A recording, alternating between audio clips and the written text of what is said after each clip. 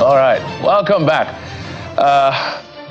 As soon as we try to connect again with our guest from Asaba, the former national vice chairman of PDP South, Maogidi, will get back to him because he was making some very important points as far as the issue of opposition politics is concerned. But let's move on to other issues. Part two of our conversation actually has to do with something that borders on a legal dimension, a political dimension, and even an ethnic dimension. It has to do with the validity of the increased wards in Warri South. In 1992, it was gazetted that the state constituency 1 had 4 wards, and the state constituency 2, that's Warri South state constituency, has 6 wards, as gazetted in 1992. But in 1996, NECON then, which is now INEC, reduced the wards in the Shekiri-dominated area, according to what we hear, by merging them with the Urobos, while creating a new homogeneous ward for the Urobos. So the wards increased from 10 to 12. The original 10 wards to 12 wards of the 2.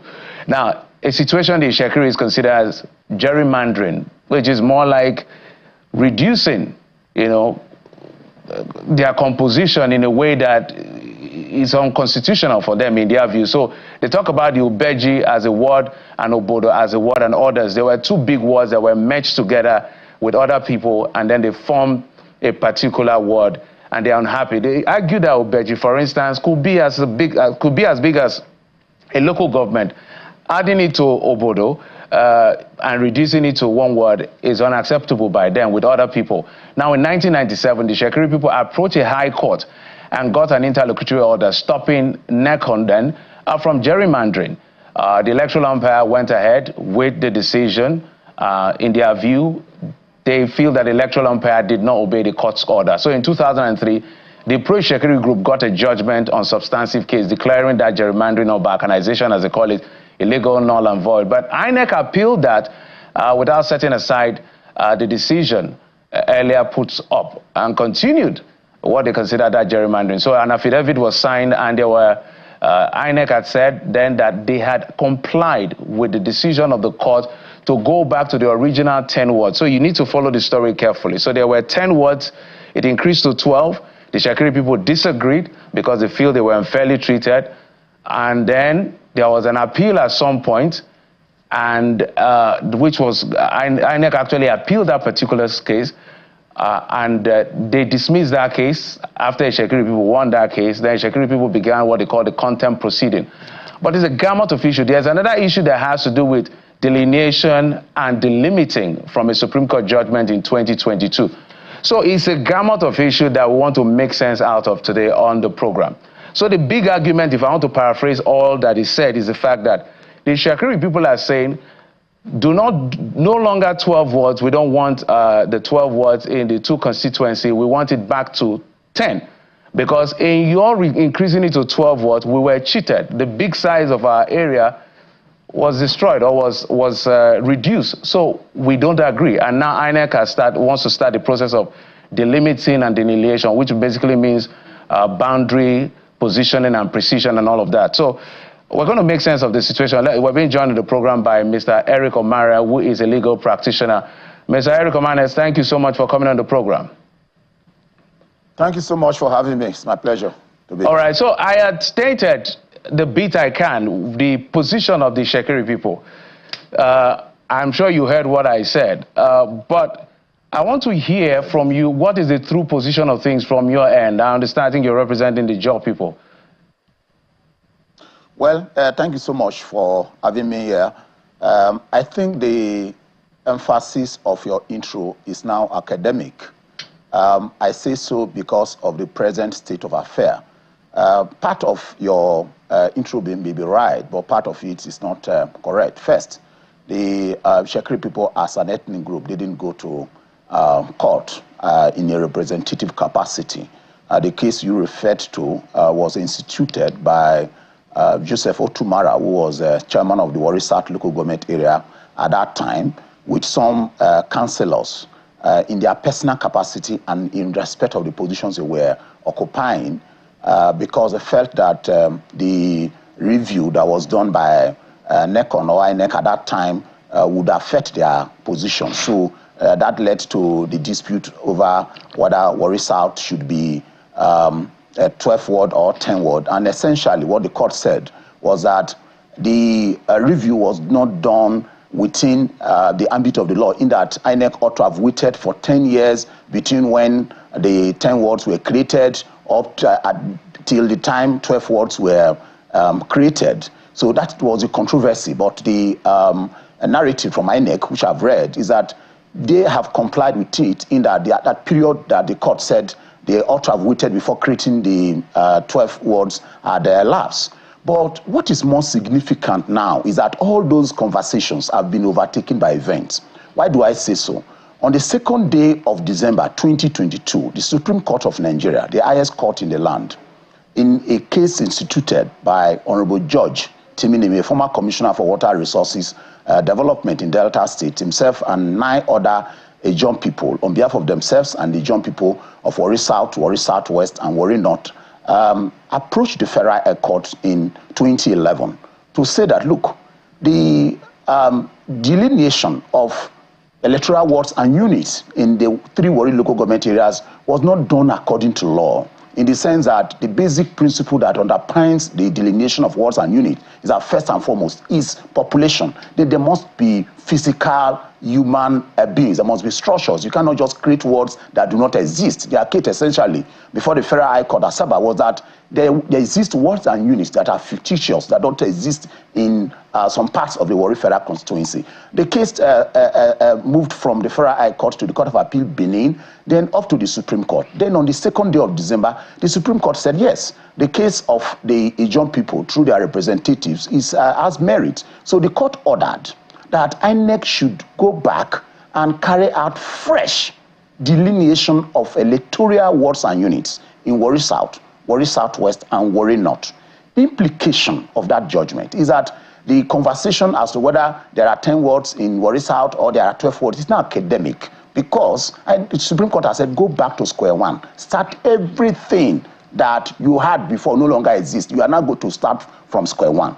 And in furtherance of that judgment, INEC has had 3 stakeholders meetings on the 1st of February 2023, 4th of April 2023, and on the 21st of March 2024. And in all these meetings, this issue of 10 or 12 wards in Warri South arose. And the consensus of that, or the resolution arising, the understanding based on the Supreme Court judgment, is that the Supreme Court judgment has subsumed all these other arguments and judgment, because, of course, the Supreme Court is the highest court. So if the Supreme Court says, go and do new wards, so what is the argument about whether you have 10 or 12? It's academic. It's of no moment. Those who are raising it, they know, but for, when something has political undertone, people will argue. Mr. Murray, if I'm important, the position at us today, as far as electoral Warri wards and unit issues are concerned, is that there's a Supreme Court judgment that says INEC should go back and start the process afresh.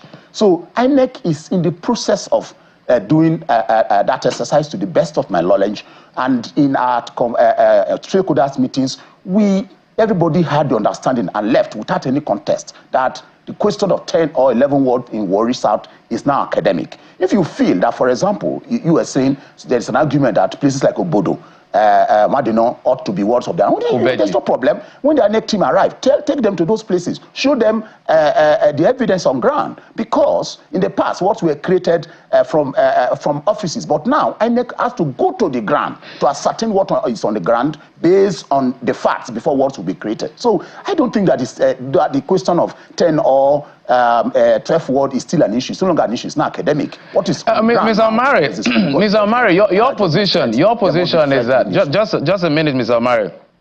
Your position is that it is not an issue. But we had, I think, I can't remember his name now, Mr. Ari also, who came from the position of the Shekiri people and saying you cannot build on nothing. Yes. Your inference is based on the Supreme Court judgment. Their argument is the fact that there was a substantive judgment that says whatever was done in 1996 was wrong, which they challenged, and they got the judgment. They say, revert to that before. They say they are not against delineation or delimiting or anything of sort, because the Constitution is very clear on all those processes. But it has to revert back to what it was and gazetted before you can begin to fix. It's like trying to correct a foundation that is not properly laid. Isn't that the argument here? No. That argument does not stand. In the first place, there are hierarchies of courts in Nigeria. The Supreme Court is the highest court. And you made reference to foundation. The judgment of the Supreme Court is that all the foundations have been destroyed. There's no foundation anymore. So if all the foundations have been destroyed, all the foundations of electoral wards and units have been destroyed in all the 3 Warri local government areas, so what foundation are you still talking about? You see, this thing has nothing to do with law. It's common sense.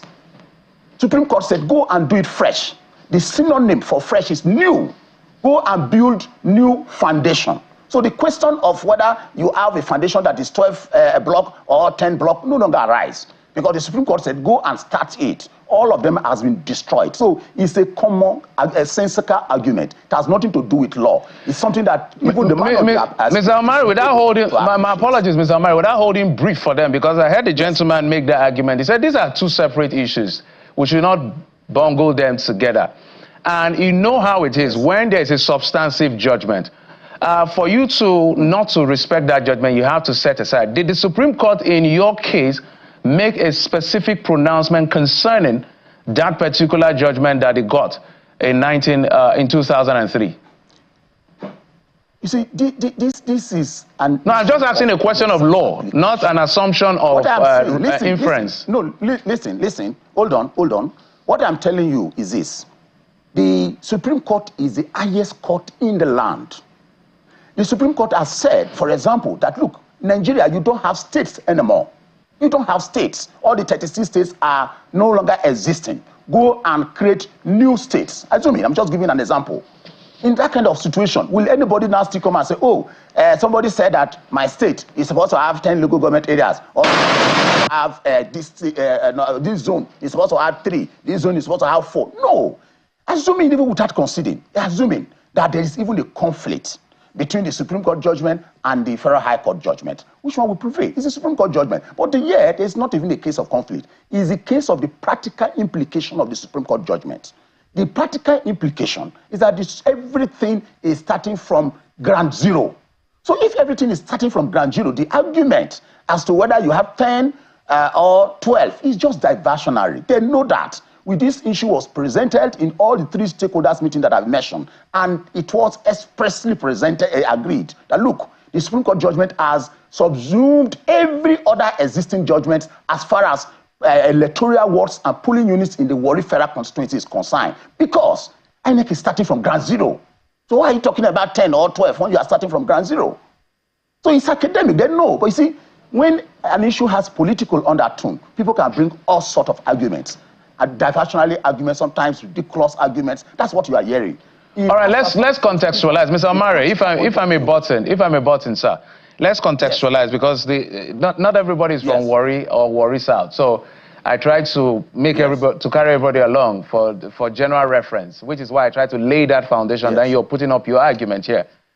So when you talk about the stakeholders, as far as Warri South is concerned, who are they and who are the people that were on the table in this conversation?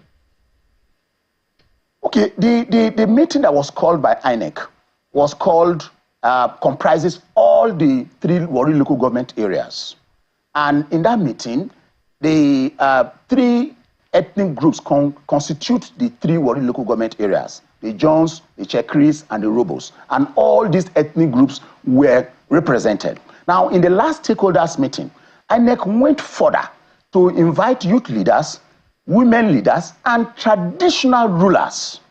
All the 3 ethnic groups the traditional rulers of the 3 ethnic groups were represented by their accredited representatives who spoke in that meeting and expressed their commitment to cooperate with INEC. So all relevant stakeholders were represented in all the meetings, including the traditional rulers. Okay, so my other question will be, what in your view is really the bone of contention here? Well, like you mentioned in your intro, you talked about political angle, legal, and ethnic. I think that is more of politics. You know, electoral delineation is the foundation of the electoral process. So perhaps some people feel somewhere that it may not be business as usual. I wouldn't want to speculate, but it is political. It is because this delineation will review the reality on ground. What existed before now did not reflect the reality on ground. But this delineation that is about to be done in 2024, with the entire world looking, will reflect the reality on ground. And some people are uncomfortable with the reality coming. Doesn't Mr. Amare, doesn't this portend another round of controversy in itself with what you're seeing? No, because everybody's everybody's making a position now. They are making their own position. You're making your own position. I think that's a wrong impression. First, the issue here is a Supreme Court ordered process. This is not the first time the Supreme Court of Nigeria has given a judgment on political matters. It doesn't matter. There was a case in Bayelsa where somebody who won an election was preparing to be sworn in. The Supreme Court said, no, you are not a validly elected governor. Heaven did not fall. This is not the first time. Mr. Amare, the process is not driven by. Let me finish, please. Let me finish. The process is a court-ordered process. And in politics, it is usual for people to express such dissent. It has nothing to do with threatening security or no, there's no security issue anywhere. Warri is very safe, and I know to the best of my knowledge that the people of the area are looking enthusiastically forward to INEC coming to do the process, because that is the proper thing to be done. So the question of whether it's going to really lead to controversy is not correct.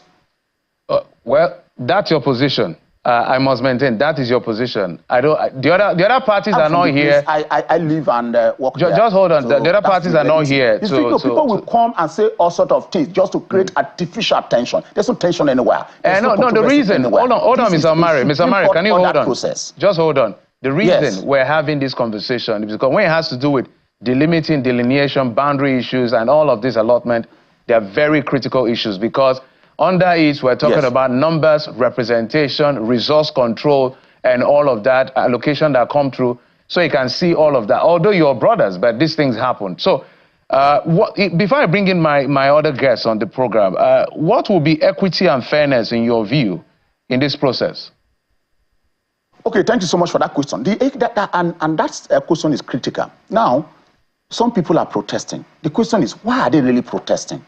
Because the Supreme Court didn't say, go and give a word ABC to this ethnic group and give this to this ethnic group. The Supreme Court said, go and do it fresh. What that simply means is that everybody has the same opportunity, equal opportunity in 2024 to present their case to INEC. So why are some people afraid? So in my opinion, the only issue that should arise is for INEC to be transparent in the Supreme Court fresh delineation, ordered fresh delineation of wards. And as far as INEC is transparent and the delineation reflects the reality on ground, I don't think that there shouldn't be any issue. Anybody who is protesting outside the call for transparency, in my view, has ulterior motive, and that cannot prevail in 2024.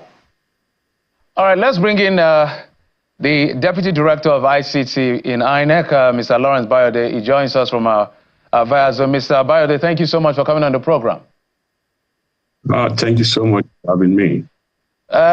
Maybe before we get to other issues, I don't know, you can weigh in on this particular conversation about Warri South's constituency, where we understand that the delimiting and delineation will start pretty soon. But the argument has been that there are two cases involved here. One was the alteration that was done from the 1992 gazetted constitution, and of course that was challenged and judgment was gotten, and there is this other one from the Supreme Court that the gentleman I'm speaking to is defending, saying every other thing is academic, let's start afresh. So I needed your take on this. You're the one that will carry out this exercise, I guess so. I mean INEC in this capacity. Yeah, I'm not the one to carry this, but like you said, the commission will carry out this exercise. But I would just like to add that the commission is a law-abiding organization. And I can tell you that the commission will abide by the judgment of the highest court of the land in carrying out this exercise. The reason I asked that question, because I think in, I've forgotten the exact year, the people, allow me to call them pro-Ishekiri group, had actually started a contempt proceeding against INEC because they said INEC had actually said they had obeyed the court order and even sworn affidavit to it. The gentleman who was here read the name of the person who represented INEC, but he said in open court that that was not true. So what will be different this time? Just like I said, the Supreme Court is the highest court of the land. And if the Supreme Court has ruled on this matter, then INEC, as a law-abiding organization, will abide by the judgment of the Supreme Court. All right, let me go back to Mr. Omari and maybe let him go on. In your closing thought, Mr. Omari, before I get back to Mr. Bayode, who just came in, so we can speak to other issues before we wrap up the show. For you, is the government involved in making sure that this is done as much as possible so that after this, when you weigh the pros and the cons, the pros will outweigh the cons? Well, I think so, because in the stakeholders meeting that we have had, one of the things that INEC, without speaking for them, has done is that the senator representing Delta South is usually invited. It was represented at the last meeting. The member representing the House of Reps, Warri Federal Constituency, was at the meeting. The members of the House of Assembly, including the Speaker, who is from one of the constituencies, was at the meeting. So government is represented. The security agencies are always there to ensure that things are done without threat to peace. But again, let me also make this point. The issue here is 3 local government areas: Warri South, Warri Southwest, and Warri North. All these arguments that people are raising has to do with one of the local government area. And in that local government area, it's the contest between just 2 out of the 3 ethnic groups. So, in effect, the argument is even inconsequential to the entire process as ordered by the Supreme Court. The process involves all the 3 Warri local government areas and not Warri South. Warri South is just a segment of the entire process. That's one point. The second point is, you mentioned somebody saying they initiated a contempt proceeding. You see, those, like I said earlier, if it's not politically motivated, when you feel that somebody is in violation of a judgment of court, what do? You go to court to enforce it. But they are not adopting that approach. What they are doing is a media approach, just to blackmail perhaps INEC so that they will not do what is proper. So, okay, Mr. Omari, no issue. We're totally out of time. I think he was just stating what they did. So, my apologies. I think he was just stating what they did. The reason why we gave you the opportunity to come and air your view is because he's already come on air to talk about this already. I mean, from the pro-Shakiri end. So you are coming on this based on the 2022 Supreme Court judgment that we're talking about. I must thank you, legal practitioner, Mr. Eric Omari, for coming on the program.